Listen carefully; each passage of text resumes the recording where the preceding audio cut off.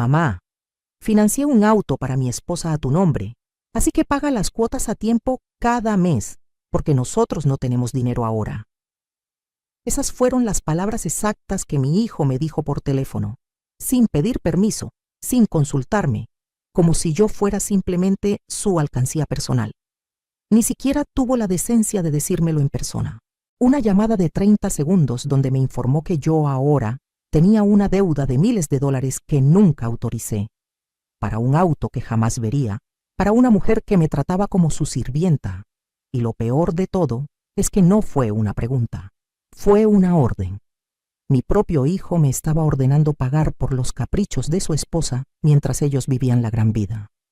Pero lo que él no sabía, lo que ninguno de ellos sabía, era que esta madre cansada y supuestamente ingenua estaba a punto de darles la lección más cara de sus vidas.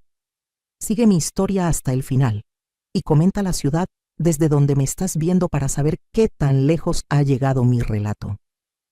Cuando colgué ese teléfono, mis manos temblaban, no de miedo, sino de una rabia que había estado acumulándose durante años y que finalmente había encontrado su punto de quiebre.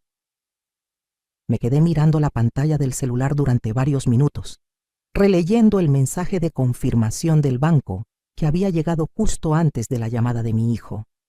Un préstamo por $25,000 a mi nombre.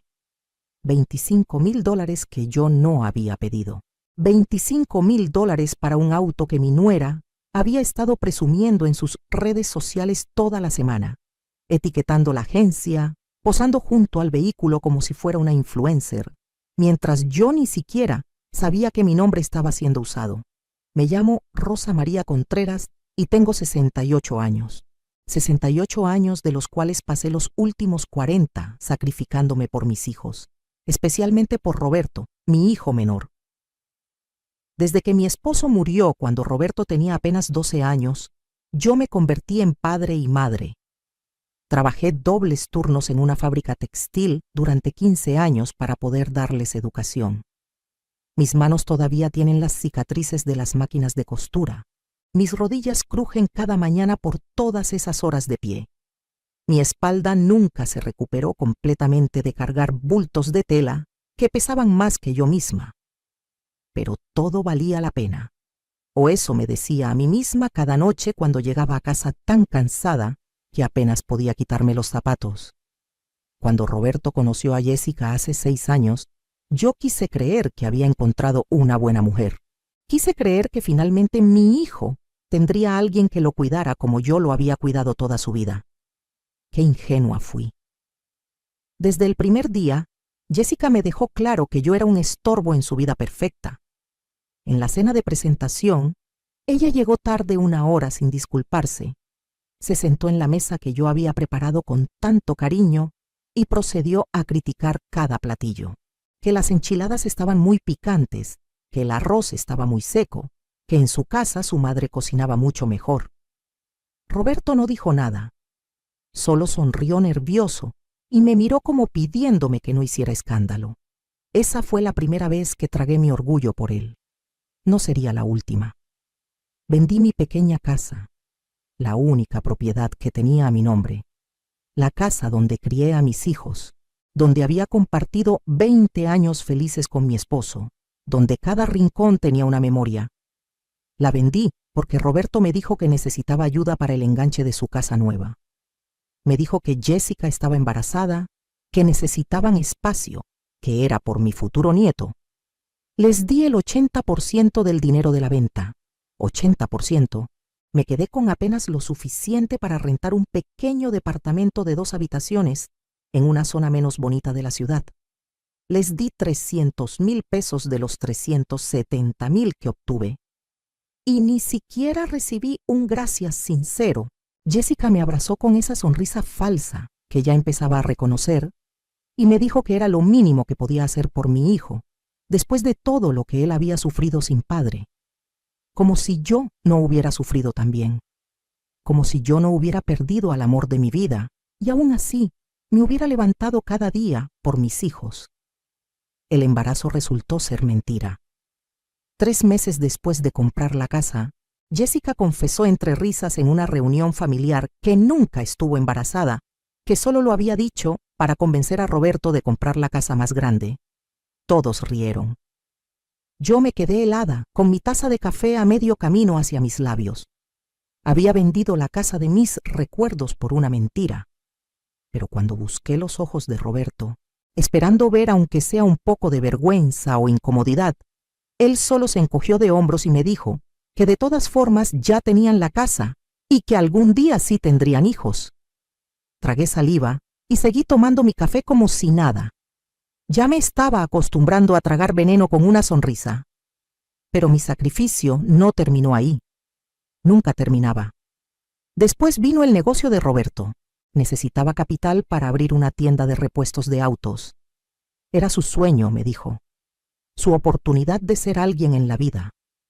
Yo todavía tenía algunos ahorros que había guardado de mi liquidación cuando finalmente me retiré de la fábrica después de todos esos años. Dinero que había planeado usar para mis gastos médicos, porque mis rodillas necesitaban cirugía y mi presión arterial requería medicamentos cada vez más caros. Le presté 120,000 pesos. Me firmó un pagaré prometiendo devolverme todo en un año con intereses. Ese papel ahora está guardado en mi cajón, amarillento y olvidado. Han pasado 4 años. Nunca vi un solo peso de vuelta. Cada vez que lo mencionaba, Roberto tenía una excusa nueva, que el negocio iba lento, que había gastos inesperados, que pronto me pagaría.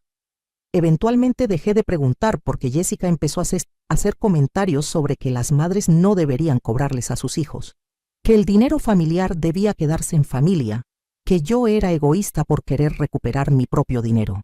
Me convertí en su niñera gratis cuando finalmente sí tuvieron un bebé hace 3 años. Mi pequeño Carlitos, mi único nieto. Lo amo con todo mi corazón, pero la forma en que me usaron fue despiadada. Jessica me llamaba a cualquier hora del día o de la noche, que si podía cuidar a Carlitos porque tenía cita en el salón de belleza, que si podía quedarme con él todo el fin de semana porque querían irse a la playa, que si podía recogerlo de la guardería todos los días porque a ella le quedaba muy lejos. Nunca era una pregunta realmente, era una expectativa. Y si yo me atrevía a decir que estaba cansada o que tenía mis propios planes, Jessica suspiraba dramáticamente y le decía a Roberto que su madre no quería ayudarlos, que estaba siendo difícil, que qué clase de abuela rechazaba pasar tiempo con su nieto. Roberto me llamaba después con ese tono de decepción que me partía el corazón. Entonces yo cancelaba lo que tuviera que cancelar y llegaba a su casa a cuidar a Carlitos. No me malentiendan, cuidar a mi nieto era un placer, pero lo hacía en condiciones humillantes. Jessica nunca dejaba comida preparada para él. Yo tenía que comprar los ingredientes con mi propia pensión y cocinarle. No me daba dinero para sus pañales o su leche. Yo los compraba. Una vez llegué a su casa y no había ni papel higiénico. La casa estaba siempre desordenada, como si un huracán hubiera pasado por ella. Jessica esperaba que yo no solo cuidara a Carlitos, sino que limpiara toda su casa. Lavaba montañas de ropa, trapeaba pisos, lavaba baños. Todo mientras cuidaba a un bebé activo. Llegaba a mi departamento tan exhausta que me dolía hasta respirar. Mis amigas me decían que pusiera límites, que dijera que no, que me estaban usando.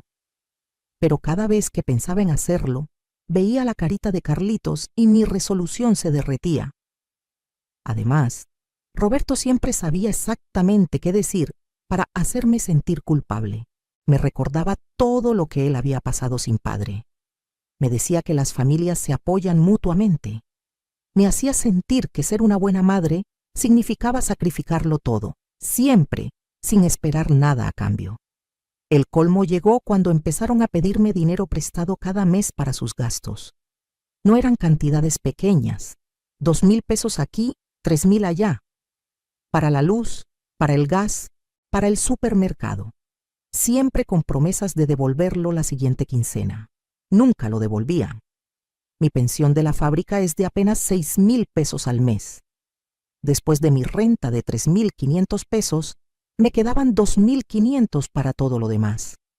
comida, medicinas, transporte, servicios, y aún así, cuando Roberto me pedía dinero, yo encontraba la forma de dárselo. Comía menos, compraba las medicinas más baratas, caminaba en lugar de tomar el camión. Me volví experta en estirar cada peso hasta que no daba más. Había semanas en que mi cena era solo frijoles con tortillas. Había meses en que no compraba nada para mí, ni un par de zapatos, aunque los míos tuvieran agujeros, ni una blusa, aunque la mía estuviera desteñida y vieja. Y mientras yo vivía con lo mínimo, Jessica publicaba fotos en Instagram de sus salidas a restaurantes caros, de sus compras en tiendas de marca, de sus uñas recién hechas cada semana. Cada publicación era una bofetada. Pero lo que más me dolía era ver a Roberto en esas fotos, sonriente, feliz, regalándole a Jessica todo lo que nunca me había dado a mí, ni siquiera en reconocimiento. Ni un ramo de flores en el Día de las Madres, ni una llamada en mi cumpleaños, a menos que yo llamara primero, ni una invitación a cenar que no viniera con la expectativa de que yo cuidaría a Carlitos mientras ellos disfrutaban. Me había convertido en invisible excepto cuando me necesitaban. Entonces llegó esa llamada que lo cambió todo. Esa llamada donde Roberto me informó casualmente que había financiado un auto a mi nombre, un auto que costaba $25,000. Las cuotas mensuales eran de $600, casi 12,000 pesos mexicanos. Mi pensión completa, entera, no cubría ni la mitad de una sola cuota. Y él me lo estaba diciendo como si me hubiera hecho un favor, como si debiera estar agradecida de que hubieran pensado en mí para arruinar mi crédito y hundirme en deudas que nunca podría pagar. Le pregunté cómo había podido hacer eso sin mi firma. Se rió. Me dijo que tenía copias de mi identificación, de cuando le presté dinero para su negocio, que tenía acceso a toda mi información porque yo se la había dado confiadamente años atrás para que me ayudara con unos trámites bancarios. Usó mi confianza de madre para cometer fraude. Mi propio hijo. Le dije que no podía pagar esas cuotas, que mi pensión apenas me alcanzaba para vivir. Roberto suspiró con impaciencia, como si yo estuviera siendo dramática. Me dijo que buscara la manera, que consiguiera un trabajo, que pidiera prestado. Cuando le dije que tengo 68 años y que nadie me contrataría, se molestó. Me dijo que su suegra tenía 70 años y todavía trabajaba limpiando casas, que yo era floja, que siempre ponía excusas. Floja. Me llamó floja. A mí, que trabajé hasta que mi cuerpo ya no pudo más para darle todo. Me quedé sin palabras. Jessica gritaba algo en el fondo, probablemente instrucciones de qué más decirme. Entonces Roberto soltó la bomba final. Me dijo que si no pagaba las cuotas, ellos perderían el auto y eso afectaría su calidad de vida. Y si eso pasaba, yo no podría ver más a Carlitos. Me estaba chantajeando con mi propio nieto. Después de esa llamada, me senté en mi pequeña sala y lloré. Lloré como no había llorado desde que enterré a mi esposo. Lloré por todos los años de sacrificio. Lloré por cada humillación que había tragado en silencio. Lloré por la ingenuidad de pensar que el amor de madre sería correspondido aunque sea con respeto básico. Lloré hasta que no me quedaron más lágrimas. Y entonces, algo cambió dentro de mí. La tristeza se transformó en algo frío y claro, una determinación que nunca antes había sentido.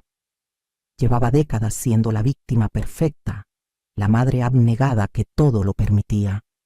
Pero esa versión de Rosa María había muerto en ese momento. La mujer que se levantó de ese sillón era diferente, porque Roberto y Jessica habían cometido un error de cálculo monumental. Ellos creían que me conocían, creían que sabían exactamente quién era yo y qué tenía. Pero había partes de mi vida, de mi historia, que nunca les había contado. Secretos que guardaba no por malicia, sino simplemente porque nunca preguntaron. Nunca les interesó saber realmente quién era yo más allá de ser la madre conveniente que resolvía sus problemas. Y esa ignorancia estaba a punto de costarles muy caro. Me sequé las lágrimas, fui a mi habitación y saqué de mi closet una caja vieja de zapatos que tenía guardada hasta el fondo. Dentro había documentos que no había mirado en años. Documentos que iban a cambiar absolutamente todo. Verán, hay algo que mis hijos nunca supieron sobre su padre. Mi esposo, en paz descanse, no era solo el hombre trabajador y humilde que ellos recordaban. Durante los últimos 5 años de su vida, antes de que la diabetes se lo llevara, él había hecho una inversión inteligente. Compró un terreno pequeño en las afueras de la ciudad con sus ahorros. Un terreno que en ese momento no valía mucho, estaba en medio de la nada. Me hizo prometer que nunca lo vendería, que lo guardara para cuando realmente lo necesitáramos. Cuando él murió, yo estaba tan hundida en el dolor y en las deudas de su funeral que olvidé ese terreno por completo. Los documentos quedaron guardados en esa caja y la vida siguió adelante. Hace 3 años recibí una carta de un desarrollador inmobiliario. Resulta que la ciudad había crecido y ese terreno que estaba en medio de la nada ahora estaba justo en el camino de una nueva zona residencial. Querían comprarlo. Me ofrecían 2 millones de pesos.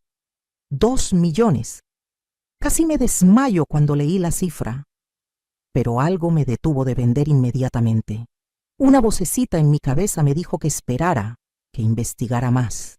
Contraté a un abogado con parte de mis ahorros y descubrí que si esperaba un poco más, ese terreno valdría aún más, porque estaban planeando construir una plaza comercial justo al lado.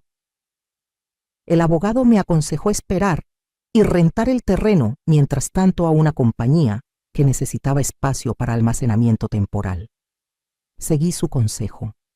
Durante los últimos 3 años, ese terreno me ha generado 15,000 pesos mensuales de renta. 15,000 pesos que nadie en mi familia sabía que existían.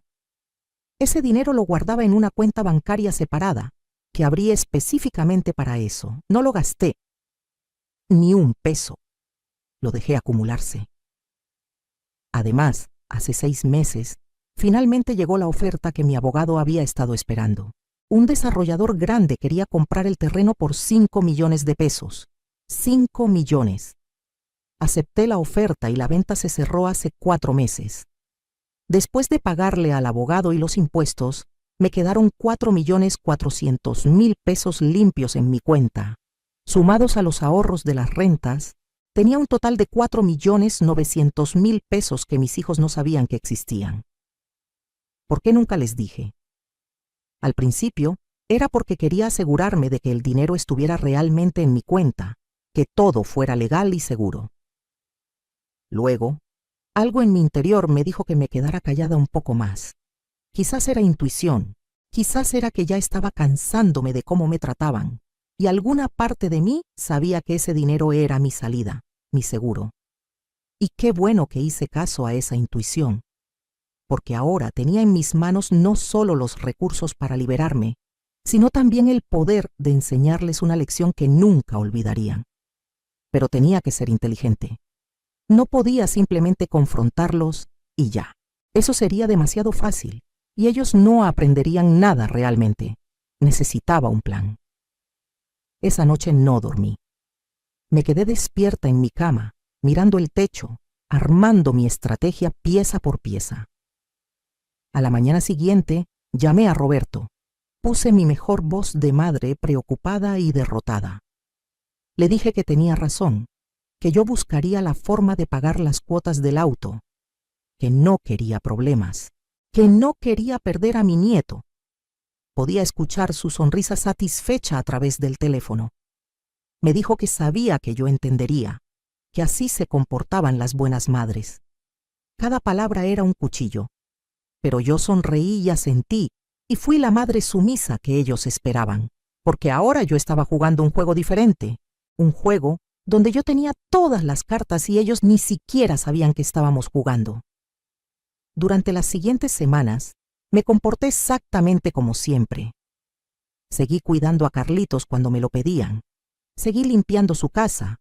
Seguí siendo invisible y útil, pero por dentro estaba moviendo piezas. Contraté a un abogado especializado en fraude financiero y le mostré toda la evidencia de lo que Roberto había hecho. El préstamo a mi nombre sin mi autorización, los mensajes de texto donde él admitía haberlo hecho, todo. El abogado me confirmó lo que yo sospechaba. Lo que Roberto hizo era completamente ilegal. Yo tenía bases sólidas para denunciarlo penalmente y para anular ese préstamo, pero le pedí al abogado que esperara. Todavía no era el momento. También contraté a un investigador privado. Necesitaba saber exactamente en qué estaban gastando Roberto y Jessica su dinero si supuestamente no tenían para pagar un auto. El investigador trabajó rápido. En 2 semanas me trajo un informe completo que me hizo hervir la sangre. Roberto ganaba muy bien en su negocio de repuestos, mucho mejor de lo que me había hecho creer. Estaba generando alrededor de 40,000 pesos mensuales de ganancia. Jessica también trabajaba, aunque siempre me había dicho que era ama de casa. Resultó que tenía un negocio de venta de ropa por internet que le generaba otros 20,000 pesos al mes. Entre los dos tenían ingresos de 60,000 pesos mensuales. 60,000 pesos. Y me decían que no tenían dinero. El informe del investigador mostraba en qué gastaban ese dinero. Salidas a restaurantes caros 3 veces por semana. Ropa de marca comprada constantemente. Un gimnasio exclusivo donde ambos tenían membresía de 3,000 pesos mensuales cada uno. Viajes a la playa cada 2 meses. Jessica se hacía tratamientos faciales de 2,000 pesos cada semana. Roberto acababa de comprarse un reloj de 15,000 pesos. Tenían dinero de sobra. Simplemente preferían gastarlo en ellos y usar a la vieja tonta de su madre para cubrir los gastos que ellos no querían pagar. Cada página de ese informe alimentaba el fuego frío que crecía dentro de mí. Pero lo que realmente me dio la munición final fue otra cosa que descubrí. Recordaba que cuando Roberto abrió su negocio con el dinero que yo le presté, me había prometido que me haría socia, que pondría mi nombre en los papeles. Nunca lo hizo, o eso creía yo. Resulta que sí puso mi nombre, pero no como socia. Me puso como aval. Eso significaba que si el negocio tenía deudas, yo era legalmente responsable de pagarlas.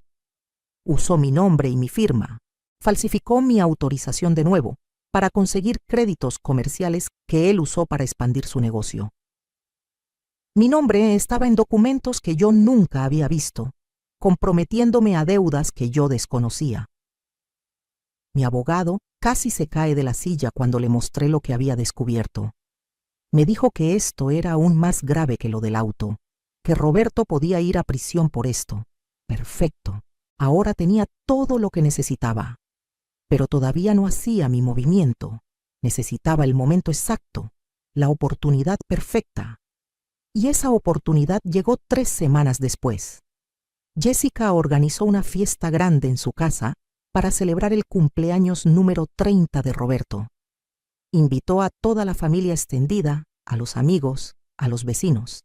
Me llamó una semana antes para decirme que por supuesto yo estaba invitada, pero que necesitaba que llegara temprano para ayudar a preparar la comida y decorar. También necesitaba que cuidara a Carlitos durante la fiesta para que ella pudiera disfrutar. Y, así, que si podía cooperar con 3,000 pesos para la comida, porque habían invitado a mucha gente y estaba saliendo caro. La escuché hacer todas sus peticiones con esa voz dulce y falsa que usaba cuando quería algo. Le dije que sí a todo. Podía escuchar su sorpresa de que no pusiera resistencia. Bien, que se confiara. El día de la fiesta llegué a su casa a las 10 de la mañana como me había pedido. La fiesta empezaba a las 6 de la tarde. Jessica me puso a trabajar inmediatamente. Preparé toda la comida. 3 kilos de carne asada, pollo marinado, 5 tipos diferentes de ensaladas, arroz, frijoles, guacamole, salsas. Mis manos y mi espalda gritaban de dolor, pero seguí trabajando con una sonrisa. Decoré toda la casa con globos y guirnaldas. Limpié hasta que todo brillaba. Puse las mesas, organicé las sillas. Jessica supervisaba desde el sillón con un vaso de mimosa en la mano, dándome órdenes. Ni una sola vez me ofreció ayuda. Ni una sola vez me preguntó si necesitaba un descanso. A las 5 de la tarde, Cuando todo estaba listo y ella se fue a su recámara a arreglarse, me senté en la cocina con los pies hinchados y una sonrisa en el rostro, porque esta era la última vez que hacía algo así, la última vez que me trataban como su sirvienta. Los invitados empezaron a llegar a las 6. Toda la familia estaba ahí. Mis hermanas, mis sobrinos, los primos de Roberto, los amigos de la infancia. Todos comiendo la comida que yo preparé, disfrutando en la casa que yo ayudé a comprar, celebrando a un hombre que me había traicionado de las peores formas posibles. Yo cuidaba a Carlitos en la recámara de visitas, lejos de la fiesta. Podía escuchar la música y las risas. Podía escuchar a Jessica presumiendo su casa, su vida perfecta. Esperé pacientemente. Había pedido a mi abogado y al investigador que vinieran a las 8 de la noche. Les dije que se presentaran como invitados, que se mezclaran. Nadie sabría quiénes eran. A las 8:30, cuando la fiesta estaba en su punto más alto, cuando todos habían comido y tomado suficiente para estar relajados y contentos, salí de la recámara con Carlitos dormido en mis brazos. Lo puse cuidadosamente en su cuna y luego bajé las escaleras hacia la sala donde estaba toda la reunión. Le hice una señal a mi abogado. Era el momento. Mi corazón latía tan fuerte que podía escucharlo en mis oídos, pero mis manos estaban firmes. Caminé hacia el centro de la sala y toqué mi copa con una cuchara. El tintineo captó la atención de todos. La música se apagó. Roberto y Jessica me miraron confundidos desde su lugar de honor en el sofá principal. Disculpen que interrumpa la celebración, dije con voz clara y fuerte, una voz que no reconocía como mía porque nunca la había usado antes. Pero tengo un anuncio importante que hacer y quiero que todos ustedes, nuestra familia y amigos, sean testigos. Roberto se rió nervioso. Jessica tenía el ceño fruncido. Podía ver la irritación en sus ojos. Estaba arruinando su fiesta perfecta. Como todos saben, continué. Yo he dedicado mi vida entera a mi familia. Trabajé hasta romperme el cuerpo para darles educación a mis hijos. Vendí mi casa para ayudar a Roberto a comprar esta hermosa casa donde estamos ahora. Le presté los ahorros de toda mi vida para abrir su negocio. He cuidado a mi nieto sin cobrar un peso. He limpiado, cocinado, servido. He sido la madre perfecta, ¿verdad? Algunos invitados asentían, otros se veían incómodos, sintiendo que algo no iba bien. Roberto se puso de pie. «Mamá, ¿qué estás haciendo?» «No es momento para...» Lo interrumpí alzando la mano. «Siéntate, Roberto, no he terminado». Mi tono lo dejó helado. Se sentó lentamente con los ojos muy abiertos. Jessica le susurraba algo furiosa, pero yo continué. «Lo que ustedes no saben es lo que recibí a cambio de todo ese sacrificio. Roberto, ¿por qué no le cuentas a todos sobre el auto que acabas de comprar? El auto de $25,000 que financiaste a mi nombre sin mi permiso y me exigiste que pagara». El silencio en la sala era sepulcral. Todos los ojos se volvieron hacia Roberto. Su cara pasó de blanca a roja en segundos. «Mamá, eso es privado. No tienes por qué». Jessica lo interrumpió poniéndose de pie con furia. «Es nuestro asunto familiar. No tienes derecho a avergonzar a tu hijo en su cumpleaños frente a todos. Eres una desagradecida. Después de todo lo que Roberto ha hecho por ti». Me reí. Fue una risa real, liberadora. ¿Todo lo que él ha hecho por mí? ¿Qué exactamente ha hecho Roberto por mí, Jessica? Falsificar mi firma para endeudarse. Usar mi nombre como aval en su negocio sin mi conocimiento. Robarme mi dinero con falsas promesas de devolverlo. Mi hermana mayor, Marta, se puso de pie. «Rosa, ¿qué estás diciendo? Roberto hizo eso». Roberto levantó las manos defensivamente. «No es como ella lo está pintando. Yo iba a pagarle todo. El negocio está creciendo, solo necesitaba tiempo. Y lo del auto, bueno, pensé que mamá querría ayudar». Jessica agregó rápidamente. «Exacto. Las madres ayudan a sus hijos. Es lo que se supone que deben hacer. No entiendo por qué estás haciendo este drama, Rosa. Estás comportándote como una loca». Esa palabra, loca, fue la gota que derramó el vaso. Saqué de mi bolso una carpeta gruesa. La puse sobre la mesa de centro con un golpe seco. Esta carpeta contiene todos los documentos que prueban el fraude que Roberto cometió contra mí. Contratos falsos, firmas falsificadas, préstamos no autorizados. También contiene un informe financiero completo que muestra que Roberto y Jessica ganan 60,000 pesos mensuales, pero me dicen que no tienen dinero, mientras gastan miles en lujos innecesarios cada mes. Abrí la carpeta y empecé a sacar documentos, mostrándoselos a los invitados más cercanos.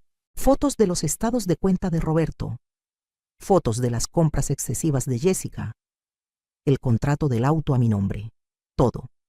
Roberto intentó arrebatarme los papeles, pero mi abogado, que había estado esperando este momento, se interpuso. Señor, le recomiendo que no toque esos documentos, son evidencia legal. Roberto lo miró confundido. ¿Quién diablos eres tú? El abogado sacó su tarjeta. Soy el abogado de tu madre, y te informo que ella tiene bases legales sólidas para denunciarte penalmente por fraude, falsificación de documentos y robo de identidad. La sala explotó. Todos hablaban al mismo tiempo. Mis hermanas me miraban con los ojos muy abiertos. Los amigos de Roberto se alejaban lentamente de él como si fuera contagioso. Jessica gritaba que esto era una mentira, que yo estaba inventando todo porque estaba celosa de su felicidad. Pero yo no había terminado. «Hay más», dije, alzando la voz sobre el caos. De nuevo se hizo silencio. Durante años ustedes asumieron que yo era una vieja pobre que dependía de su caridad. Asumieron que no tenía nada más que mi pensión miserable. Y yo los dejé creer eso. Pero la verdad es muy diferente. Saqué otro documento de mi bolso, los papeles de la venta del terreno. Hace 4 meses vendí un terreno que mi esposo, en paz descanse, compró hace muchos años. Un terreno que ustedes ni siquiera sabían que existía. Lo vendí por 5 millones de pesos. Podía ver las caras de shock alrededor de la sala. Roberto se quedó con la boca abierta. Jessica parecía a punto de desmayarse. 5 millones de pesos que tengo seguros en mi cuenta bancaria. 5 millones de pesos que nunca verán. Ni un centavo. Además que, continué, disfrutando cada segundo de esto. Ese terreno me generó rentas durante 3 años por 15,000 pesos mensuales. Dinero que ahorré completamente. Todo este tiempo, mientras ustedes me pedían prestados 2,000 pesos aquí y 3,000 allá, mientras me hacían sentir que era una carga, mientras me exigían que pagara por sus caprichos, yo tenía más dinero que ustedes, mucho más. Pero preferí quedarme callada y ver hasta dónde llegaba su abuso. Y ahora sé exactamente de lo que son capaces. Roberto encontró su voz finalmente. Sonaba desesperada, rota. Mamá, espera. Si tienes ese dinero, entonces puedes ayudarnos. Podemos pagar el auto juntos. Podemos invertir en el negocio. Podemos. Me reí de nuevo. ¿Ayudarlos? Roberto, ya te ayudé. Te ayudé toda tu vida. Te di todo lo que tenía y más. Y tú me pagaste con traición y abuso. Esos días se acabaron. Me volteé hacia mi abogado. Por favor, procede con lo que discutimos. El abogado asintió y sacó más papeles de su maletín. Señor Roberto Contreras, aquí tengo una demanda civil por la recuperación de todos los préstamos no pagados a su madre, con intereses acumulados. El total asciende a 340,000 pesos.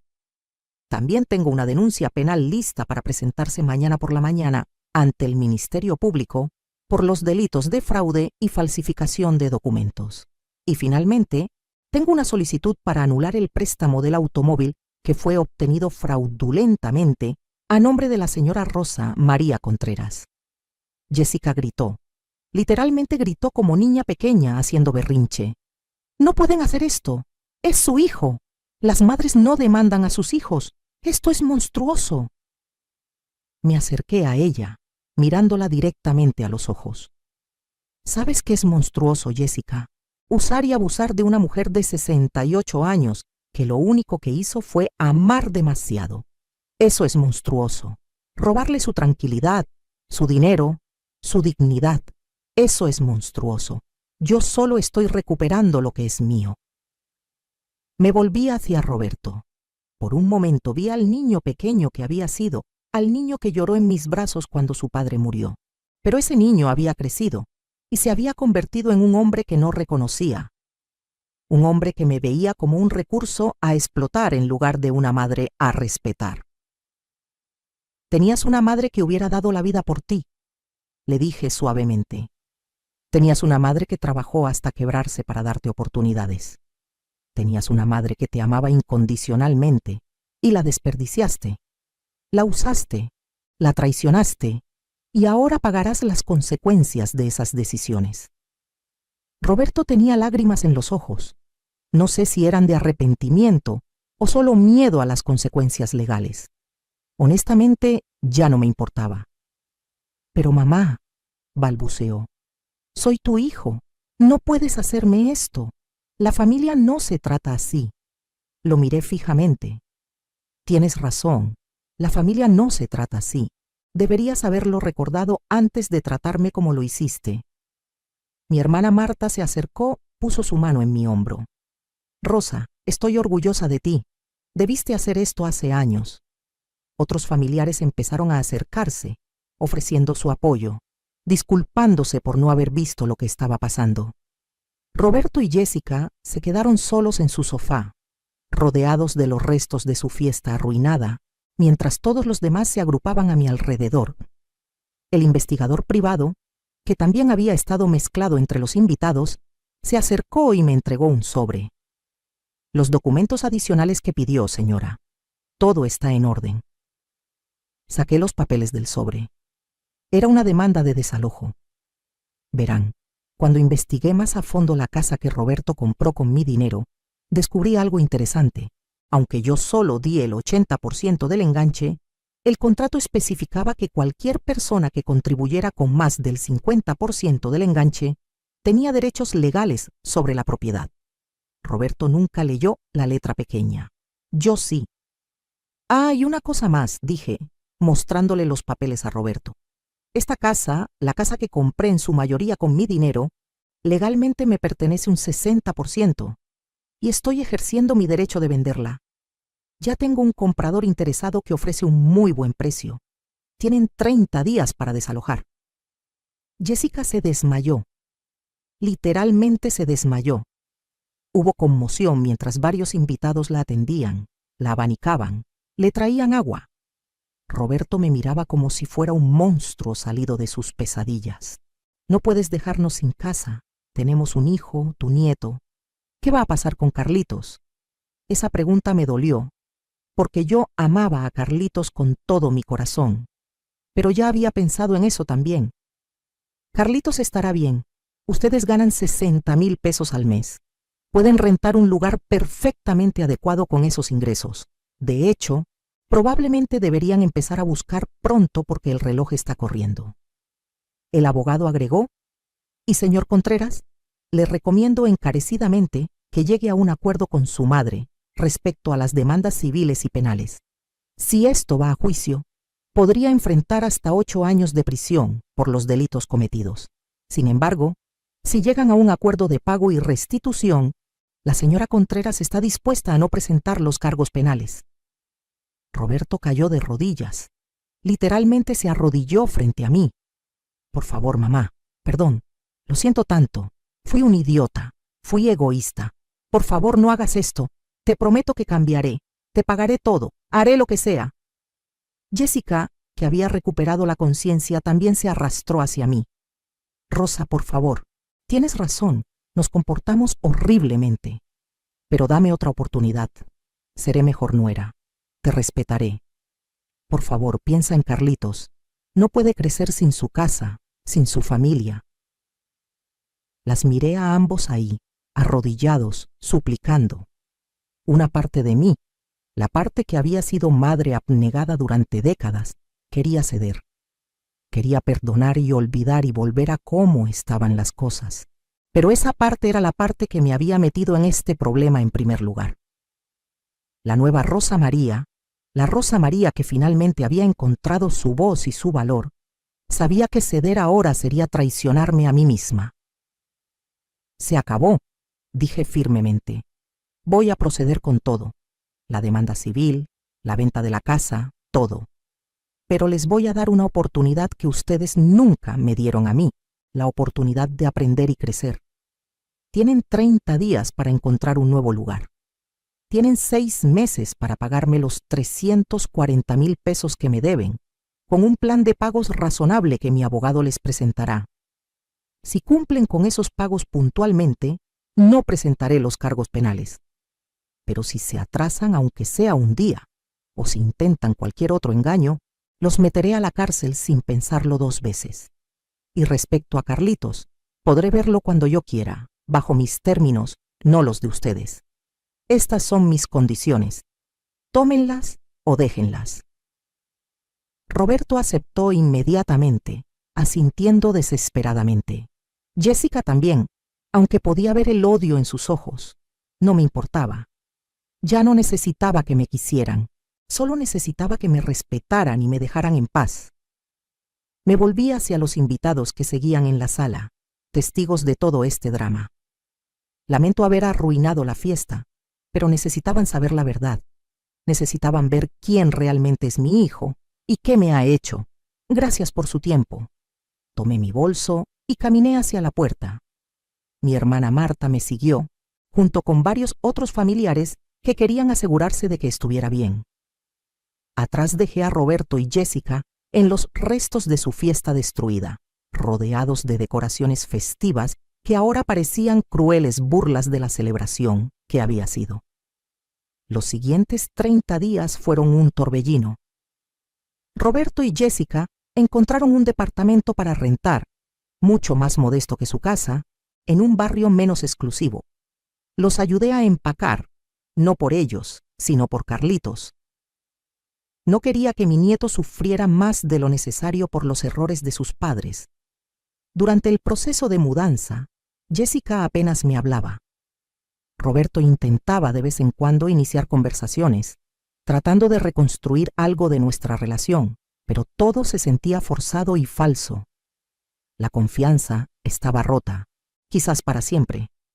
La casa se vendió rápidamente. Mi 60% de la venta me dio otros 800,000 pesos.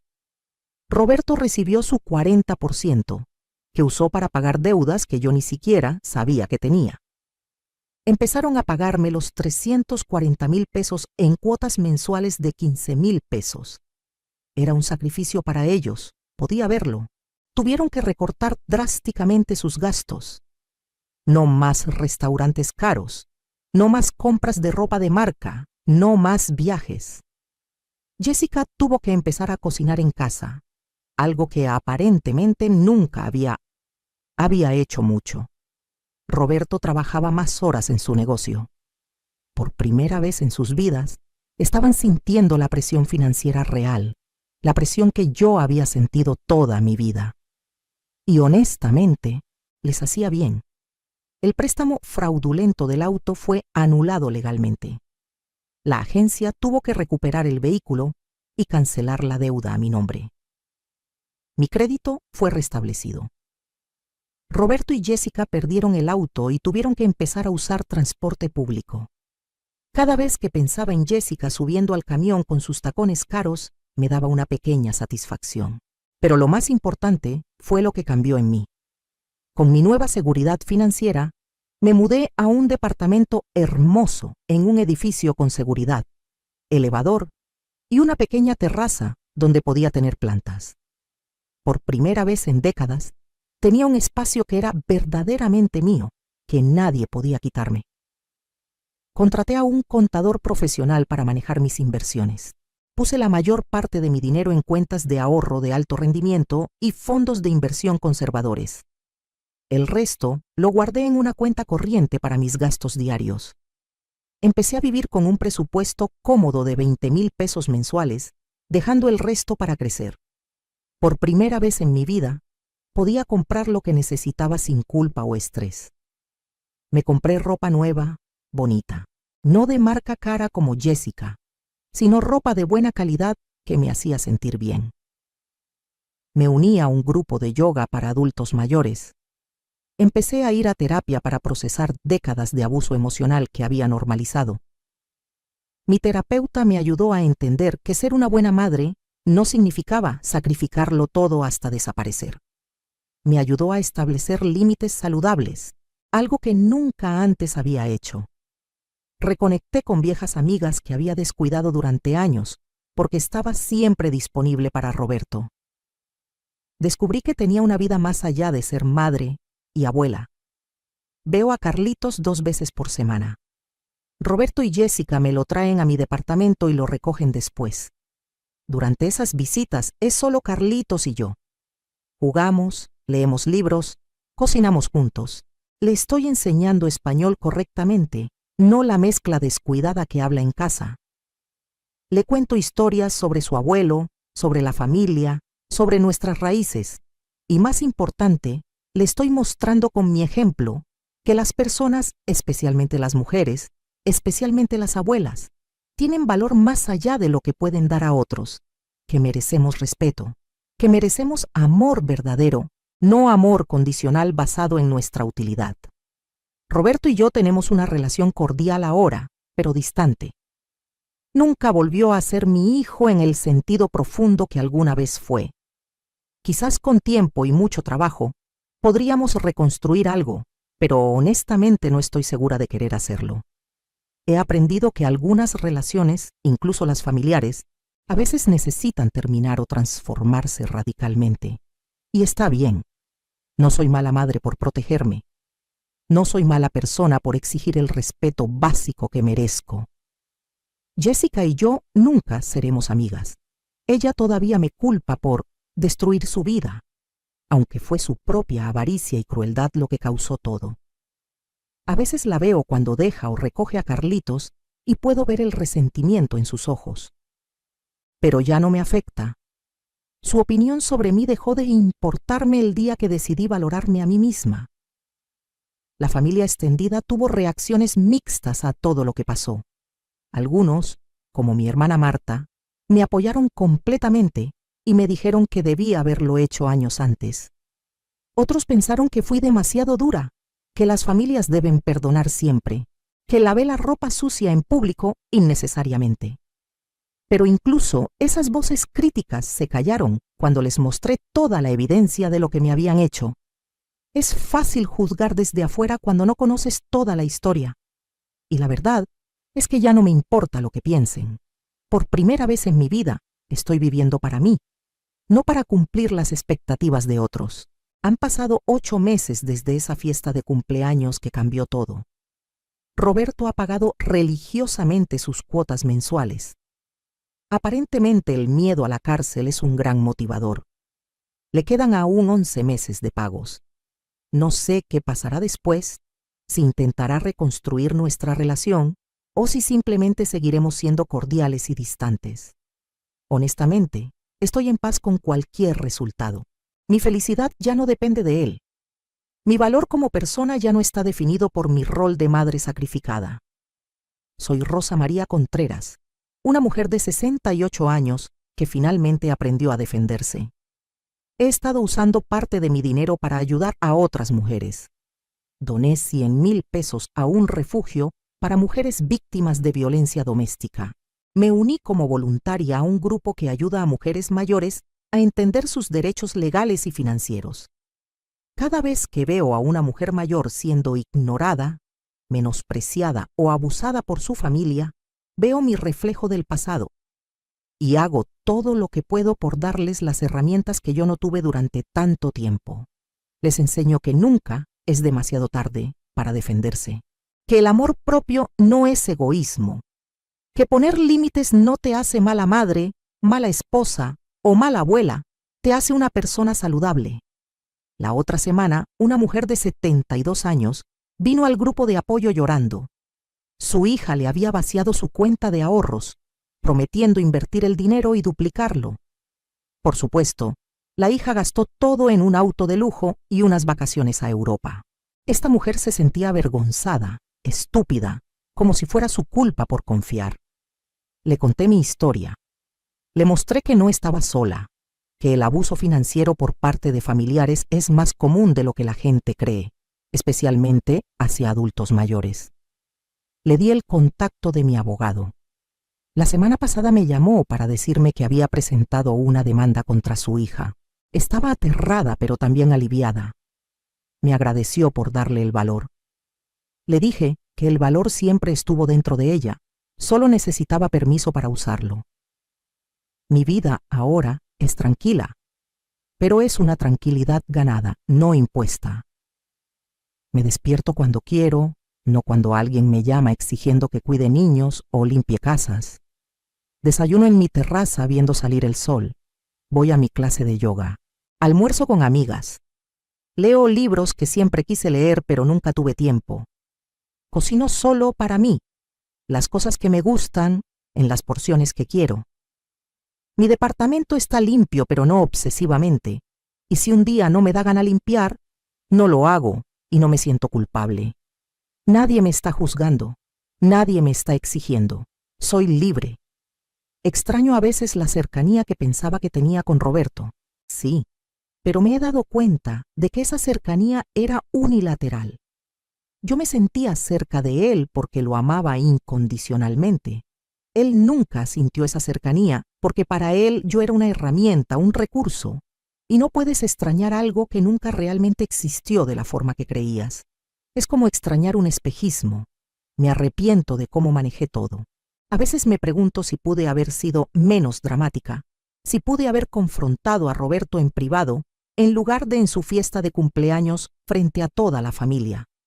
Pero entonces recuerdo todas las veces que traté de hablar con él en privado, todas las veces que intenté suavemente establecer límites y fui ignorada o manipulada. A veces lo dramático es necesario. A veces necesitas hacer ruido para que te escuchen cuando ignoraron tus susurros durante décadas. He aprendido tanto en estos meses. He aprendido que el perdón no significa olvidar o permitir que el abuso continúe. Puedes perdonar a alguien por tu propia paz mental, mientras simultáneamente te proteges de futuras heridas. He aprendido que la familia no es solo sangre. Mi hermana Marta, mis amigas del grupo de yoga, las mujeres del grupo de apoyo, ellas son mi familia ahora tanto o más que Roberto. He aprendido que nunca es demasiado tarde para cambiar tu vida.